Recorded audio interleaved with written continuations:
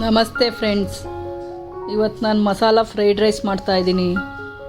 Lunch ಬಾಕ್ಸಿಗೆ ಹಾಕ್ಬೋದು, ತಣ್ಣಗಿದ್ರೂ taste ಇರುತ್ತಿದ್ದು.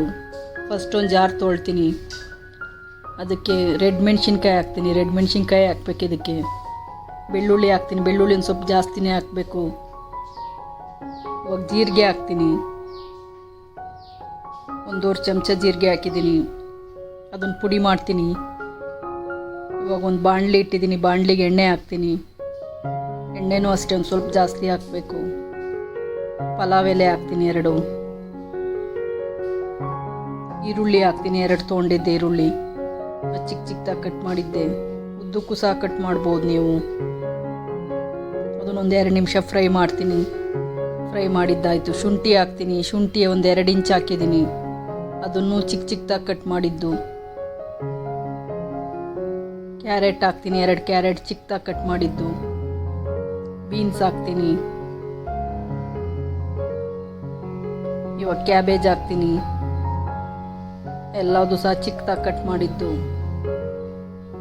2-3 ನಿಮಿಷ fry ಮಾಡ್ತೀನಿ. ಒಂದು 1/4% ಬೆಂದಿದೆ. ಇವಾಗ ಪುಡಿ ಹಾಕ್ತೀನಿ, ಪುಡಿ ಮಾಡಿದ್ದನ್ನ. ರೆಡ್ ಮೆಣಸಿನ್ಕಾಯ್ದು. ಇವಾಗ ಗರಂ ಮಸಾಲ ಹಾಕ್ತೀನಿ. ಗರಂ ಮಸಾಲ ಪುಡಿ 1.5 ಚಮಚ ಹಾಕಿದ್ದೀನಿ.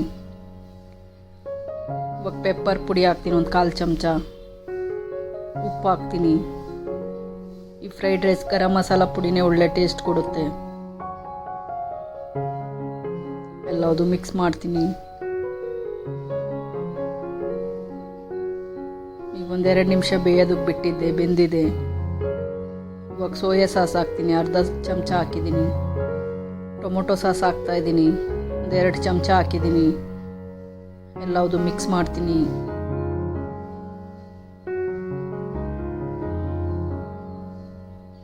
ತರಕಾರಿ ಫುಲ್ ಬೇಯಬಾರ್ದು, ಒಂದು 3/4 ಬೆಂದರೆ ಸಾಕು.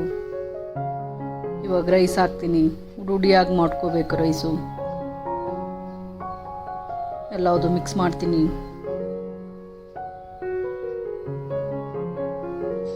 ಬಿಸಿ ಮಾಡಬೇಕು. ಮಿಕ್ಸ್ ಮಾಡಿದ್ಮೇಲೆ ಬಿಸಿ ಬಿಸಿ ತಿನ್ನೋದಕ್ಕೆ ತುಂಬ ಚೆನ್ನಾಗಿರುತ್ತೆ.